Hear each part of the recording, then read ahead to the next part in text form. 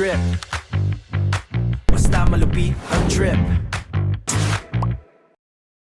Explore, ano mo kami, i-tour mo ako. Parang alam ko to. Ano bibili ka lang? Parang wala. ang hirap ng matipid, no? Pero kung ako, bibiling ko dito siguro t-shirt. Ayan, t-shirt. Ano dito? Ha? Ano gagawin natin? Maghanap ng chicks dyan. Baka mag-drone tayo. Pangit naman na pumunta tayo dito, nag-aksaya tayo ng mamahalin na gas, tapos ang gagawin mo lang, kakain ka lang. Kaya sulitin mo May na. iba mo naman tayo. Ang trip namin ngayon, mag-cinematic. Diba? Cinematic, yan. Pang transition. Let's go. Gusto mo mangga, men? Para masarap yung mangga. Sa ito na yung pagkakataon mo na i-try kung anong pinag-aiba ng lasa ng kwek-kwek. Kilala ka niyan? Ang ingay naman. Mukhang dito aabot yung charge niya ng gitaas.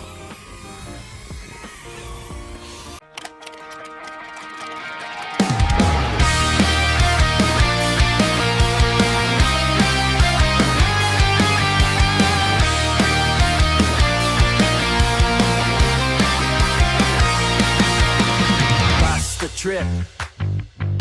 Basta malupit ang trip. Gas pedal down, heart rate up, let the beat done trip. Gas pedal down, heart rate up, let the story rip. Sabi nila bak naman, pero tayo ay laging go.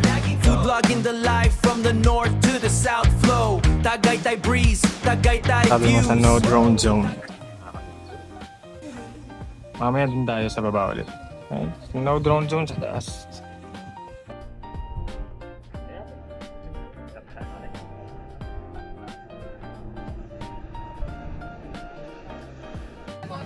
Difference ng kwek-kwek. Maliliit. Parang same lang naman. Magkano itong buko? Pero babayaran. Ito. Yung dito, yung dito. Kaya dalawa po. Das dalawa po ang buko. Opo. Pinabayaan ko. Wala naman. Pinabayaan. Nabulok na. Magkano pala? 100. 170 po.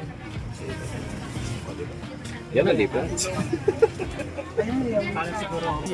Sa sobrang taas ng bundok, ganun kataas ang Mahal yung pamasa. Cheers. So, ang difference. Pag mababa, yung nasa Mandaluyong o Manila, mababa.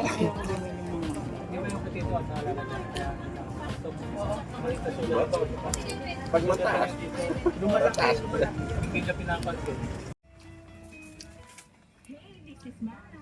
For me, ang keratin dapat may plus. Sunflower oil plus rosemary oil. Yun, so bababa na tayo ng galing People's Park. Hindi kami nakapag-drone shot. Kasi no drone zone na pala siya. Pero ano masabi mo sa kwek-kwek dito? Hindi rin masarap yung sauce. Hindi. Parang walang special. Mahal talaga. So lahat ng mga bilihin sa People's Park, so knowing naman na malayo siya sa pinaka main, is pricey siya, parang mall price. Pero in terms of yung pugo, ano lang, OR tayo, opinionated review, tsaka yung buko. Yung pugo or yung kwek-kwek is parang may balat pa siya ng pugo. Ano mo yung tinanggal ba yung shell pero may parang rabbit pa siya na ano. So ganun siya. Yung sauce na matamis, yung suka okay, nasa suka, maasim. Pero yung matamis parang papanis na yung nasa niya. So yun yung opinionated review regarding sa kwek-kwek na worth 35 pesos. Kung gutom kayo, pwede na yun. Then mangga worth 100 eh. So yun yung balat na.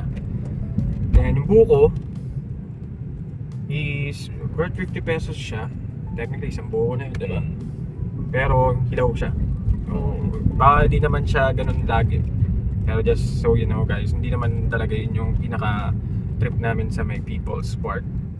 So iba yung mag-drone shot lang talaga kami. So na tinry lang namin since na parte ng pag create namin ng content is all about trip.